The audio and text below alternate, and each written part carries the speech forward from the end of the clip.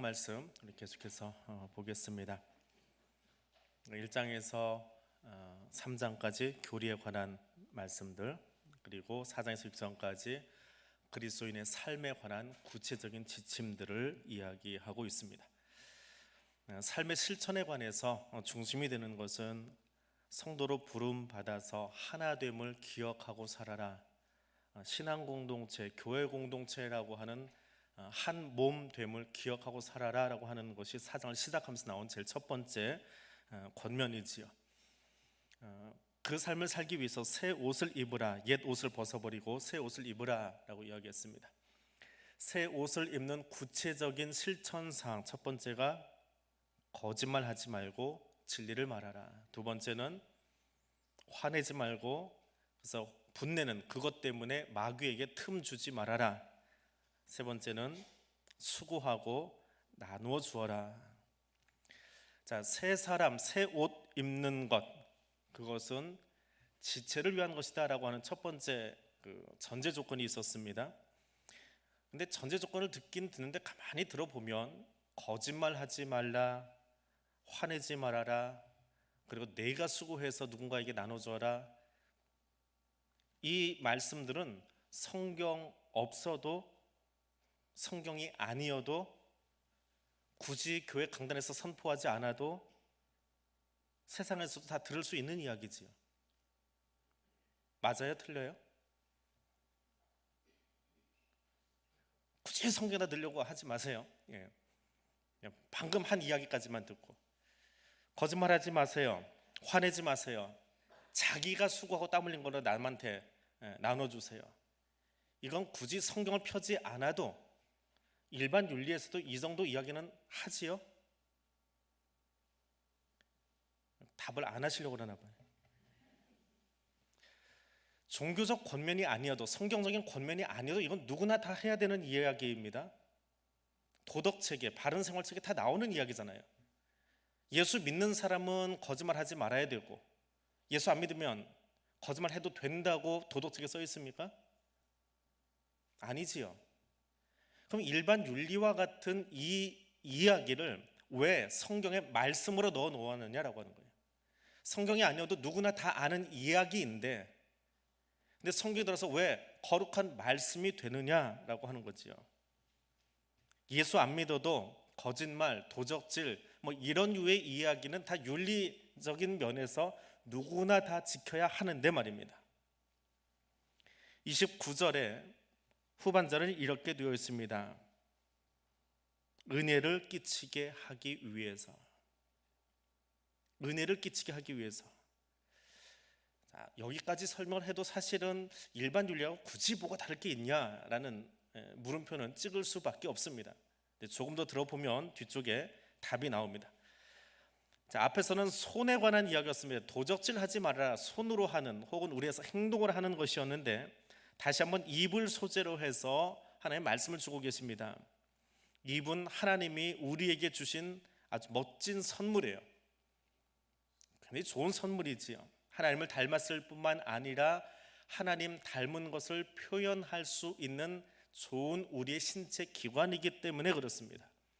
노래도 할 수 있고, 기도도 할 수 있고, 창조적인 언어도 선포할 수 있는 그것이 우리의 입술이고 새치혀이기 때문에 그렇습니다. 아담이 하와를 만나고 나서 나온 말들, 또 아담이 처음 동물들의 이름을 짓는 말들, 이것은 굉장히 창조적인 언어입니다.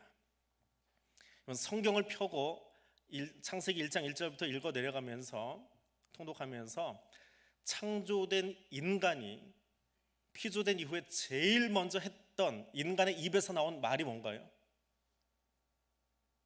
피조된 인간의 입에서 제일 먼저 나온 말,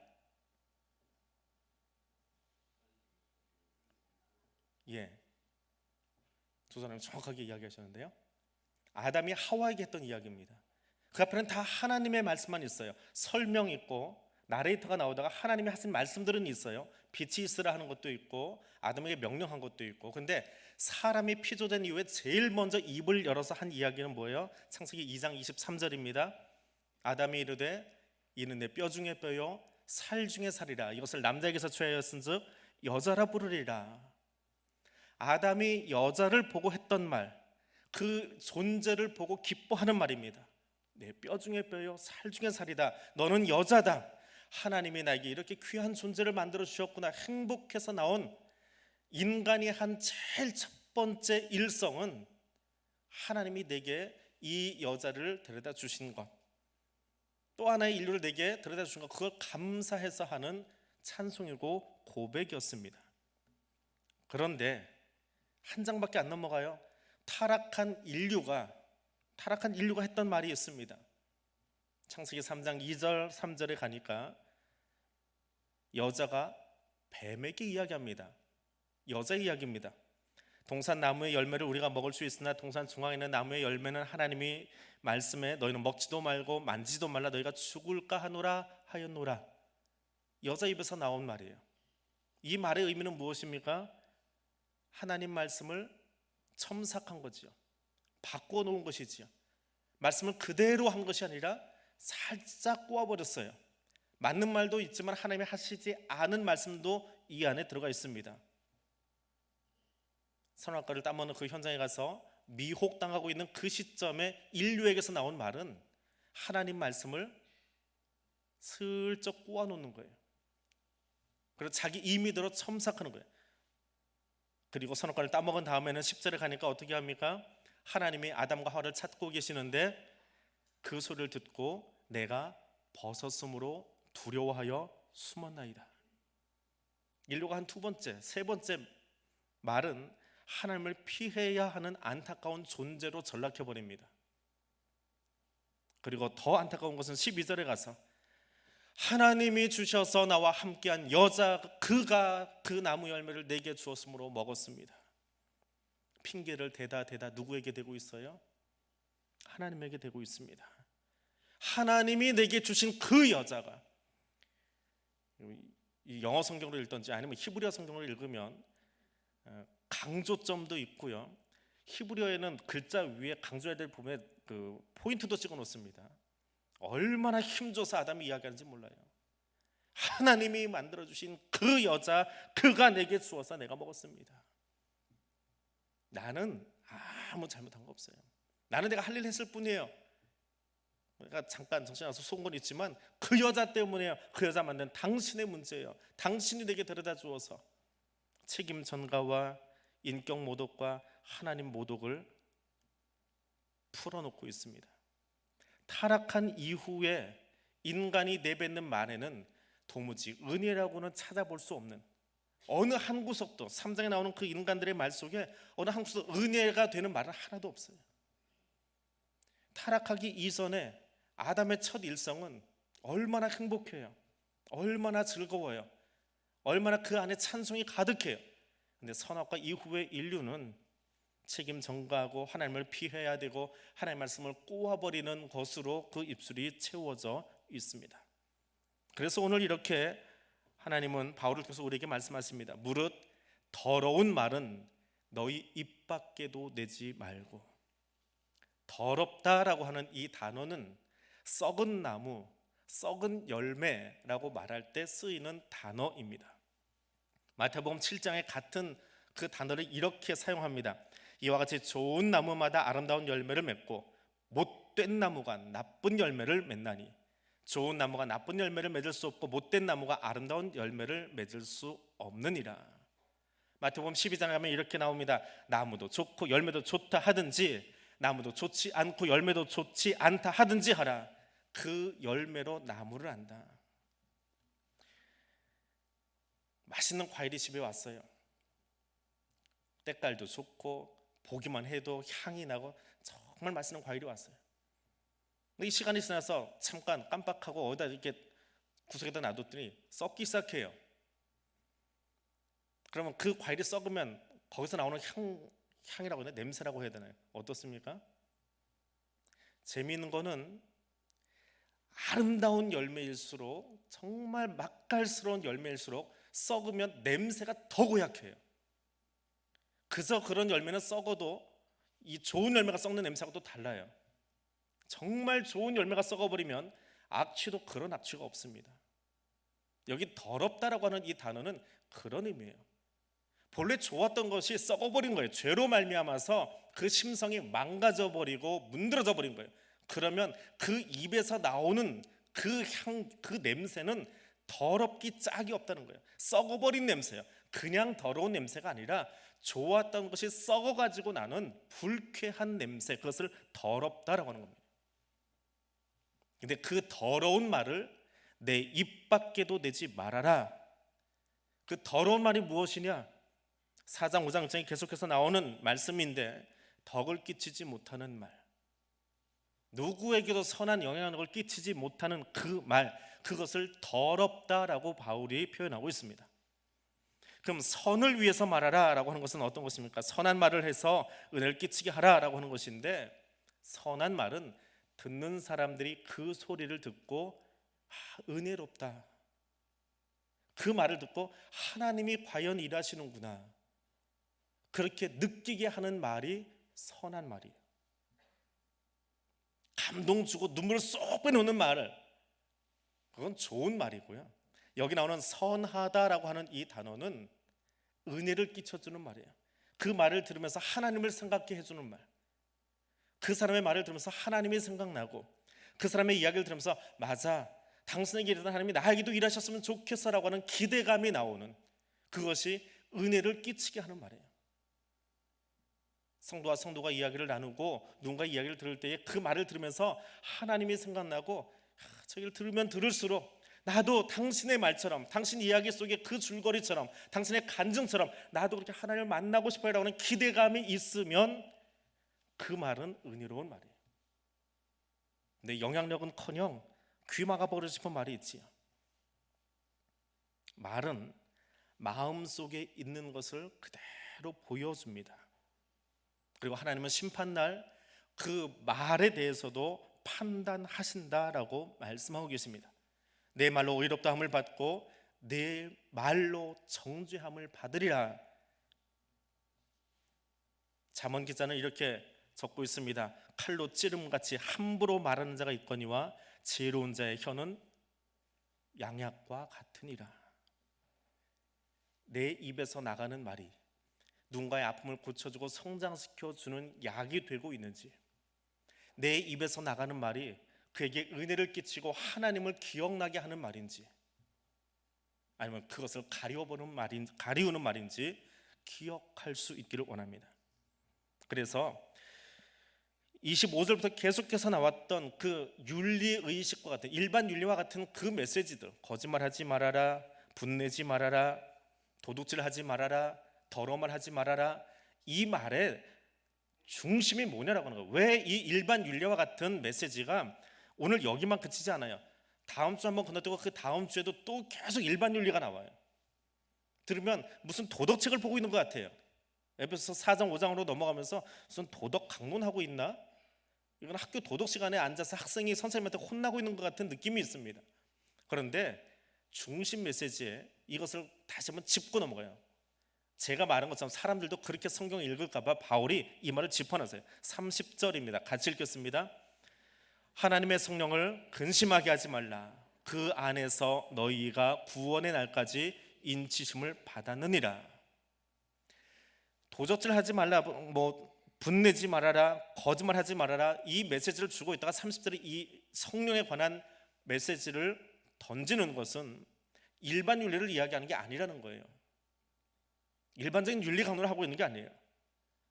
성경의 윤리, 여기 에베소서에 기록해 놓고 오늘 우리가 학교가 아니라 교회에서 예배 시간에 이 말씀을 듣고 있는 이유는 이 윤리적인 권면을 하는 근간이 하나님이다라고 하는 거예요.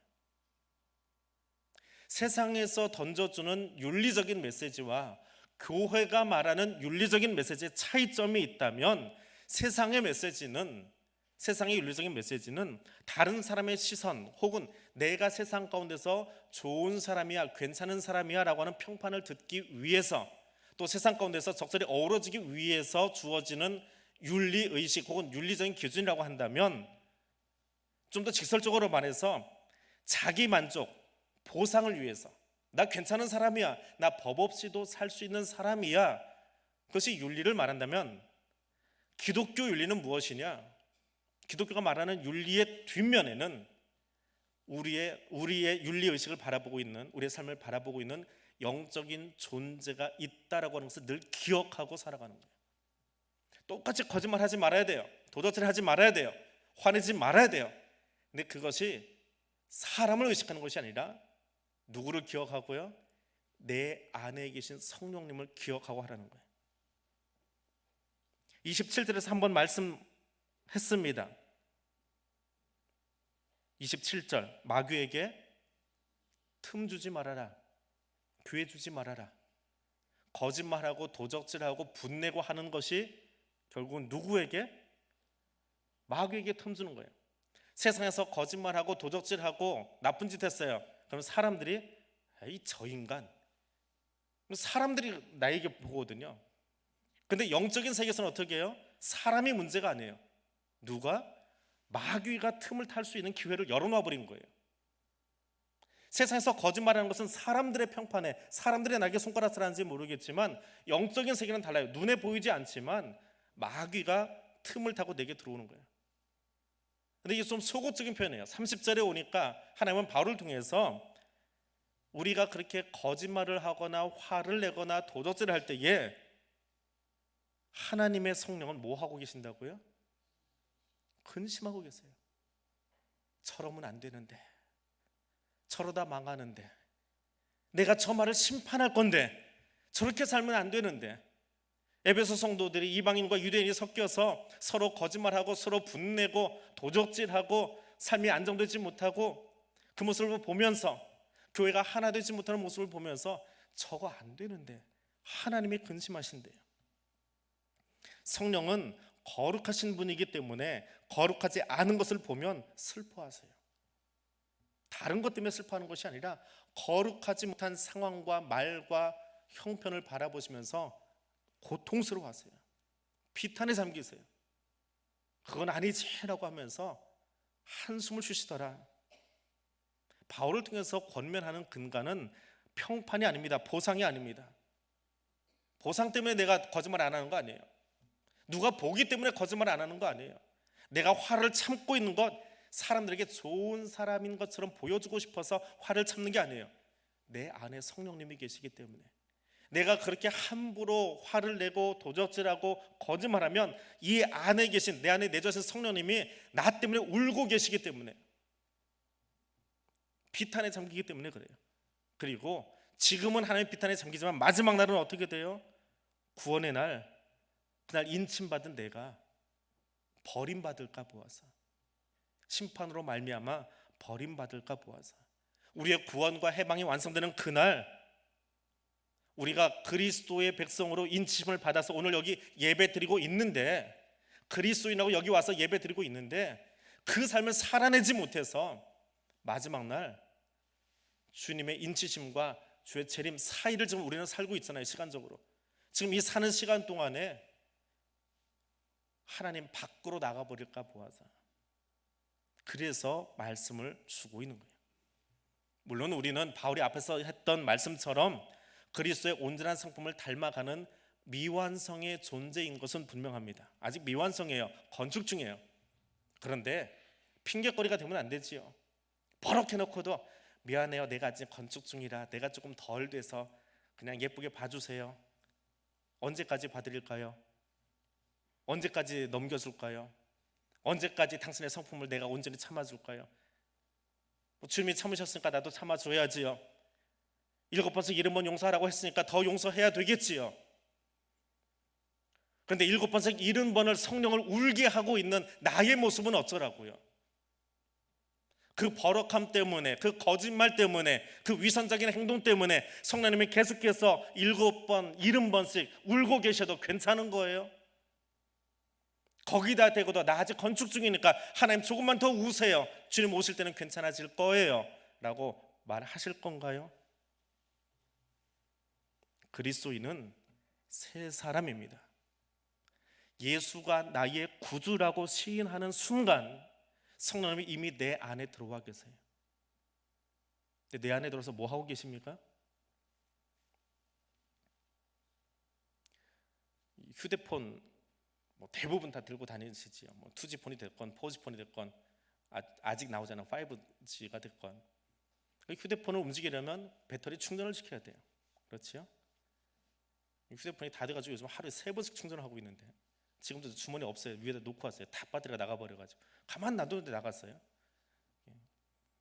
근데 성령님은 배터리가 아니에요. 그냥 내 안에서 에너지만 공급해 주시는 분이 아니라고요. 그분이 나의 삶을 이끌어 가시는 분이에요. 배터리같이 그냥 스마트폰에 껴져가지고 너 잘 움직여라라고 가만히 에너지만 공급해 주시는 분이 아니라 내 삶을 예수 닮은 삶으로 끌어가고 계시는 인격적인 존재라고요. 근데 성령님을 무슨 내 옆에 달리고 있는 부적처럼 평상시엔 기억 안 하다가 나쁜 짓 했으면 하나님 죄송해요, 나 다시 잘 살게요, 그때만 사용하는 것처럼 쓰지 말라는 거예요. 성령님이 내 안에 계시기에 그분을 기쁘시게 하기 위해서 우리가 어떻게 살아야 되느냐라고 하는 말씀을 적어 놓은 것이 4장과 5장과 6장의 말씀입니다. 성령은 거룩하지 않은 것 때문에 슬퍼하십니다. 사람들은 거짓말하고 분노하며 살아가고 도적질하는 것 때문에 판단하고 아휴 저 인간 그래도 그래 그러고 혀차고 끝나는지 모르겠지만 그러다 안 되면 상대하지 않으면 돼요. 늘 그런 사람 상대해서 괜히 마음 썩을 필요 없잖아요. 상대하지 않으면 돼요. 그건 사람 사이의 관계예요. 근데 하나님은 어떠세요? 하나님은요, 나 때문에 슬퍼하고 울고 계시는 하나님에게는 어떻게 하시려고요? 그런 유대인에게, 그런 이방인에게, 그런 에베소의 성도들에게, 그리고 오늘 나에게 말씀하고 계세요. 우리의 입술이, 우리의 손이, 내 삶이 교회 덕을 위해서, 은혜를 끼치기 위해서 내가 하는 손짓이 은혜가 되어지고, 내가 하는 말이 은혜가 되어지고, 내가 하는 눈빛이 저 사람에게 은혜가 되어서 나도 당신의 눈빛처럼 가지고 살아보고 싶어요. 나도 당신처럼 손짓하면서 누군가에게 은혜를 끼쳐보고 싶어요. 그런 사람이 되어지라고. 누구 때문에? 내 안에 계신 성령님 때문에 그 사람이 그렇게 사는 모습을 보고 서로에게 그런 영향력을 끼치는 사람으로 살아가라고 말씀하고 있는 겁니다. 기독교 윤리는 참 어려운 윤리인데 그 어려운 윤리를 간단하게 이야기하면 내 안에 계신 하나님을 의식하는 윤리입니다. 내 안에 계신 하나님을 의식하는 윤리예요. 임성빈 교수님한테 지금 학교 총장하고 계시죠. 어려울 때 우리 교회 오셔서 말씀 전해주신 것으로 아는데 그 교수님 수업처럼 어려운 것도 없었어요. 처음으로 학교에 기독교 윤리, 제목이 기독교 윤리예요. 그걸 들고 수업을 들어오셨어요. 지금은 그 윤리 과목이 여러 개로 과목으로 더 많이 나누어지고 교수님들도 여러 명이 듣는데 제가 신도 다닐 때 윤리 수업이 그분 하나밖에 없었어요. 그런 분들 수업은 굉장히 어려워요. 기독교 교육 과정론 고용수 박사님이 하셨는데 그분 수업은 그냥 머리 터진 줄 알았어요. 오직 그분만 수업을 하시는데 자기도 이해 못하고 수업을 하셨다고 그래요. 아무튼 기독교 윤리가 그분에게 듣는데 정말 어려웠어요. 이게 뭐 케이스 바이 케이스로 이 케이스에서는 이렇게 저렇게 하고 저 케이스에서는 저렇게 이야기하고 그런 걸 하라는 건지 정말 어려웠어요. 동성애 문제도 다뤄보고 그 옛날에 20년도 더 전에 25년, 26년 전에 동성애를 학교에서 직접 다뤘어요. 동성애를 다루고 발표하려고 신촌에 있는 무지개 카페도 몇 명하고 떼져서 한번 가봤어요. 문 앞에서 쫓겨났지만 왜냐면 제가 동성애자가 아니니까 문 앞에서 걸르더라고요. 왜 들어오세요? 그래서 뭐 이만저만 학교 수업 때문에 그랬더니 그럼 밖에서 그냥 이야기하고 가세요. 안에 들어오지 마세요. 그러고 밖에서 이제 면담만 하고 왔는데 기독교 윤리가 뭐냐? 동성애자를 어떻게 대할 거냐? 혹은 낙태 문제를 어떻게 대할 거냐? 그런 이야기가 아니에요. 중심에 있는 한 가지만 기억하면 돼요. 내 안에 계신 하나님을 의식하고 살아가는 윤리예요. 하나님이 내 안에 계실 때에 이 문제와 이 상황과 이 형편을 어떻게 생각하고 대처할 거냐, 그렇게 답하시면 돼요. 물론 그것도 어려워요. 정의는 그렇게 내리지만 어렵습니다. 그런데 사도 바울은 이 기독교 윤리를 이야기하면서 말씀하면서 교회 공동체는 어떤 곳이냐, 신앙 공동체는 어떤 곳이냐, 하나님을 의식하며 함께 가는 공동체다라고 말합니다. 함께 가는 공동체. 내 것만 주장하고 내 주장이 앞서가고 하는 것이 아니라 함께 가는 거예요. 며칠 전에 판문점 회담 있었지요. 그래가지고 막 신문, TV가 난리가 났어요. G20 정상회담에 쏙 들어가 버리는. 그래서 그걸 뉴스에서 여러 채널에서 방송을 하는데 JTBC 뉴스를 보다 보니까 제일 뒤에 그런 그림이 하나 나와요. 그래서 그 그림이 하도 좋아서 인터넷을 여러 군데 뒤져봤는데 사람들이 별로 이렇게 의식하지 못했던 그림이더라고요. 근데 그거를 JTBC에서 찾아가지고 방송 말미에 살짝 보여줬어요. 도라전망대입니다. 우리 한번 갔다 온 데예요. 구회사람들이 한번 갔다 왔어요. 갔다 온 다음에 만들었더라고요. 왼쪽 사진만 보면, 저 사진을 붙여놓으셨는데 이게 사진이 두 개입니다. 왼쪽 사진을 보면 뭔가 싶은데 오른쪽 사진을 보면은 보여요. 그네입니다. 한국과 덴마크 수교 50주년 기념으로 덴마크 작가들이 세계 5개 나라, 런던, 덴마크, 독일, 스위스 그리고 우리나라에다 저걸 만들었어요. 그래서 도라전망대 옆에다가 저 그네를 만들었어요. 저 그네에 앉아가지고 발을 굴러서 휙 올라가면 저 북한 땅이 보여요. 도라전망대 가시 보신 분들 알 거예요. 그냥 서 있으면 북한 땅 보이는데 그네에 앉아서 저 북한을 보는 거예요. 북한 지역, 송악산, 개성공단까지 보여요. 좋은 날씨에는. 제가 저기 한 3번쯤 갔다 온 것 같은데, 근데 저거는 못 봤어요. 최근에 설치된 거라. 근데 저 그네 이름이 재밌습니다. 그래서 찾아본 거예요. 그네 이름 혹시 아세요? 뉴스 보신 분들. 저 그네 이름이 하나 둘 셋 스윙입니다. 하나 둘 셋 스윙. 호흡을 맞추라고 하는 의미도 있지만 오른쪽 그네를 보세요. 사람이 몇 명 앉아 있어요? 몇 명 앉아 있어요? 잘 안 보이세요? 3명. 3명이 앉아서 같이 타는 그네, 혼자 타는 그네가 아니고 3명이 앉아서 그네를 구르려면 어떻게 해야 될까요? 호흡을 얼마나 맞춰야 될까요? 내 발구름이 세면 잘 나갈 것 같아요? 나머지 한 사람이 앉아 있으면 안 나가요. 저 만든 작가하고 광주 비엔날레를 기획했던 그 기획자하고 같이 저기 앉아서 이제 사진을 찍었습니다. 2개 신문에서 저 사진을 냈더라고요. 뉴시스하고 경향신문에서 거기서만 사진을 냈더라고요. 근데 손석희 씨는 저 옆에다가 뭘 냈냐면 문재인하고 김정은하고 트럼프하고 셋이 나오는 장면을 그 옆에다 같이 이렇게 저 그림하고 오버랩 시키면서 써놨어요. 같이 발구르자라는 그런 마음으로. 저는 거기에 교회가 그런 것 같아요. 신앙 공동체가 그런 것 같아요. 혼자 열심히 발구르면 교회가 앞으로 나가나요? 두 사람이 힘껏 구르면 나머지 한 사람은 니들이 구르면 내가 그냥 따라갈게. 그럼 그네가 올라가나요? 그렇지 않아요. 같이 구르는 거예요. 누구와 함께? 가장 먼저 하나님과 함께 발을 구를 수 있어야 돼요. 내가 중심이 되는 것이 아니고 하나님이 중심이 되고 하나님이 인도자가 되어주고 하나님이 내 안에서 말씀하신 대로 따라가는 거예요. 그럼 나 혼자 구르는 것이 아니라 우리 지체들과 함께 이웃과 함께 굴러가는 거예요. 우리만 구르면 돼요? 우리만 열심히 하면 돼요? 이웃 교회는 사고 나든지 말든지 싸우든지 말든지 교회는 세상을 향해서 소금과 빛의 사명을 감당하는 공동체예요. 우리끼리 열심히 산다고 되는 것이 아니에요. 하나님이 여기 피로 값주고 교회를 세우신 이유는 저 어두운 세상을 밝히라고, 저 썩어가고 냄새나는 세상을 썩지 않게 하는 소금의 역할을 하라고 교회를 세우신 거예요.